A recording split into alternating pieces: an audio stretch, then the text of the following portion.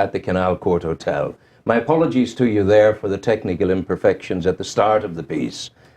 These things happen occasionally. You get gremlins into the system. We had a wee bit of it there. But it came good as we went into the piece and the sound returned. So thank you for bearing with us on that. Liam, how are you? Liam Fitzsimmons from Newry Veterinary Centre. Not too bad at all, Ron. What sort of week has it been? It's been a busy week. Large animal-wise, this is our quiet time of year, but you can see things starting to pick up. Yeah. What constitutes large animal? Cattle, sheep, horses. Yeah. That's the commercial end. Commercial end of things, yeah. Yeah. You spotted the food bank up the road that's opening today. Yes, that's correct. And interestingly enough, they're having animal food in as well. They're giving. That's right. Because people can't afford to feed their pets. USPCA, as far as I know, are donating towards it, which is quite shocking in this day and age. Then I suppose if people can't feed themselves, they can't afford to feed their pets either. Absolutely. So small animals this week has been busy, has it? Small animals has been busy. What have you been doing? Well, the usual neutering. The cat protection are back online for £5 neutering. They've been off now for a couple of months and people had to pay full cost. But now the vouchers are back available for those on benefits, pension credit and pensioners. So you can get a cat neutered for £5, which is incredibly good value. Yeah, because especially if you're a pensioner or if you're in difficult circumstances as a younger person, if you have a cat about the house, that cat can reproduce like Billy-O. We have one client has 35 cats through no fault of their own, technically. The poor lady took in a couple of cats, started feeding them. They reproduced and reproduced and reproduced. Yeah. And she now has 35 of them. And she keeps them in a house. Well, in around the house. Yeah. I suppose it's all right me sitting here tut-tutting at that. But I mean, I don't have to walk in her shoes. That's it. There are elements of companionship in there, I'm sure. And so also cost to her, considerable financial outlay every week on food. I remember when I was in Gibraltar, in the evening time, the cats would all congregate, and they congregated for a specific reason. The old English ladies would come down with the food, and you'd have dozens of English matrons coming down and putting the food out for the cats there in Gibraltar. I don't know if you know Sister Regina in the Convent of Mercy or not. I do. Regina feeds cats behind the town hall. Really? Or City Hall as it is now, yes. I thought you fed the ducks. No, it's cats. Cats as well. She's a cat lady. Yeah.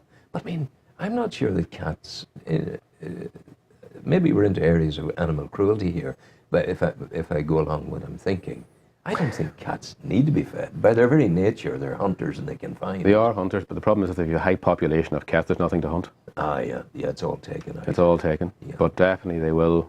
Cats can look after themselves by and large. Oh, by and large, indeed. Not the case with dogs. What are the popular dogs at the moment? Bichon Frise, Shih Tzu, Cavaliers are always popular too. You're taking me small. Yeah. People like lap dogs. Something can hop up on the couch beside you and sit in your knee. Oh, God. Yeah. Big dogs, Labradors, are still popular. But by and large dogs are a very niche market. The small dog, everybody's looking at a small dog. Yeah. Jack Russells as well. Jack Russells are small, but they've obviously got an attitude. They have. You can have a lovely Jack Russell or a wee Get. Yeah. 50% are lovely and 50% are the spawn of Satan. There's a 666 birthmark somewhere on them. And they also have small dog syndrome. Like they'll try and kill a German Shepherd or a Rottweiler.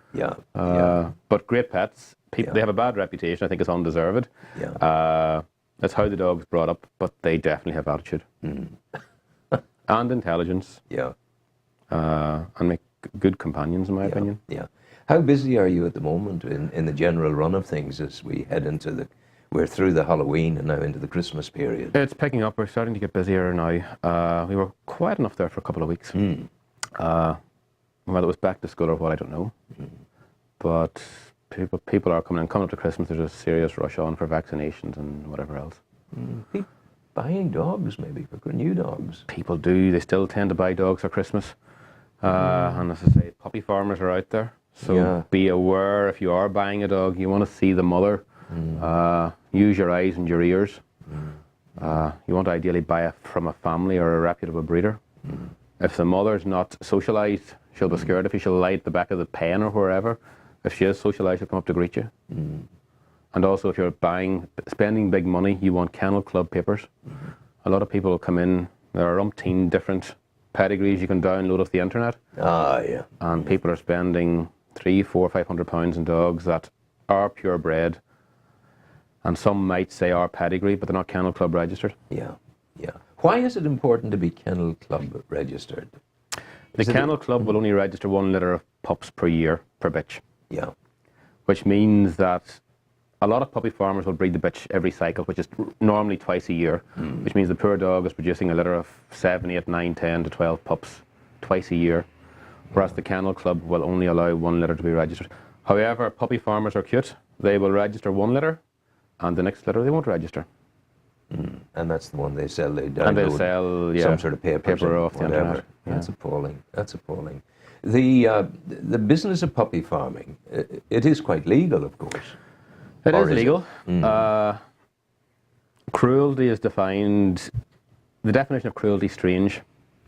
If a dog's fed, watered, room to move about, comfortable bed, technically the dog is not being treated cruelly. However, dogs are social animals, in my opinion, and they need social contact. Yeah. One of the worst days I ever spent in practice was with Stephen Philpott of the USPCA at a puppy farmer, or a puppy farm. And there was a converted cattle house. There were 250 breeding dogs in that house. 250 breeding dogs. Breeding dogs. And each one of those could have 2 litters a year. 2 litters a year. 4 or 5 pups each litter on average. Retailing at then probably £300 to £400 a pup. So work that out for yourself. Huge money. But the dogs wanted to be petted. If you walk past the kennel, they were physically throwing themselves at the cage door. And unfortunately, the people that owned them, they weren't being cruel. For all the boxes were ticked. They also knew the law inside out. And were able to quote the law to a T to the police and Stephen. And people are foolish for. They don't think about what they want. It's daddy, daddy, I want a pup. Okay, come on. And once people see, it's like babies. Once you see a baby, your mind turns soft. Oh, of course. And they don't think logically. Yeah, but the business of, the pups for Christmas, once they start to grow, training comes into focus. It's not easy to train a dog. No. You need a special way with you. You need a special patience. You need maybe a special professional to help you. And you need to be careful. Never leave your dog with anyone to be trained. You need to be trained along with the dog. I always remember one man bought a pedigree dog, a beautiful little dog. He landed in about 3 months later and wanted the dog rehomed. I asked why. Because the dog was destroying his garden, defecating all over the garden. Oh. And he landed in with bags full of clothes, toys, beds, and gave the dog up. It must have been an impulse buy. Yeah. He didn't think what he was taking on. It's awful. And after Christmas, you do get the dogs that are thrown out. There's always an increase in the number of strays. You even see them, there's straying can be interpreted many ways. I know there's a legal definition of it, but I mean, you can see dogs running, probably less these days, running in gangs around your packs. You see them there, running loose around the place. And a lot of those dogs will return to their home that evening. They're out for a walk. And they're back and way back again. The problem is the dog warden doesn't view it like that. He doesn't. I remember, I think I told you the story.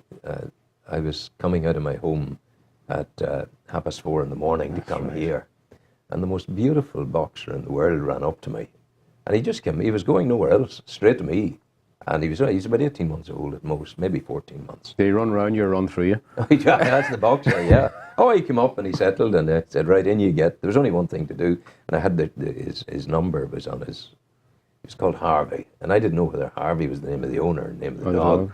But I said Harvey, and he looked up immediately and I knew I had him. So we rang the owner and the owner came in here. But Harvey that morning was on display to the people of the world. They were seeing Harvey in Manhattan and in Montreal and in Melbourne and wherever else that morning, So as Christmas comes, if the natural inclination of folk, we're going to get a dog. What's a good alternative to a dog that might satisfy that kind of longing for animal companionship? People tend to be divided between dogs and cats. You get cat people and dog people, and I think basically people fall into one category or the other. Cats are affectionate in their own terms. That's a lovely expression. Independent. Yeah. As someone said, a dog looks up at you, a cat looks down at you, but only a pig looks upon you as an equal, which is probably true. True. An alternative to a dog, I'm not sure. Yeah. If you want a dog, I don't think you can do without a dog. It's one of those. It's in you. It's in you. Exactly. It's in you. I know this feeling. So, what have you got for the rest of the day? What's up for you today? Currently going to 11 or 12, and then I think there's 5 or 6 operations booked in. Yeah. And those operations there, they're all done under anesthesia. All done either under sedation or full general anesthetic. Yeah. Most difficult operation that could come onto your table, the one that you don't like seeing coming. I suppose that's an impossible question to answer. Depends on the time of day or night. Yeah. There's gastric torsion in big dogs is always a serious condition. It's where the stomach basically flips on itself. Oh, God. Yeah. And the dog comes in basically collapsed, and it is a matter of time. You have to be on the ball to get the stomach turned, to get the pressure off, and drips. Drips, yeah. Okay. We're going to play you some music now. No problem. Andrew, probably won't go with the Christmassy one yet. We'll have a nice, simple, lovely piece of music, because tomorrow is the beginning of the Christmas for the commercial end of things. Just a month to go to Christmas, or a little over a month. We have Santa coming into the Keys and Santa coming into the Butter Crane. I thought it had started the day after Halloween. Go well. It's lovely seeing you. Ron, God thank you bless very you. much. Take care.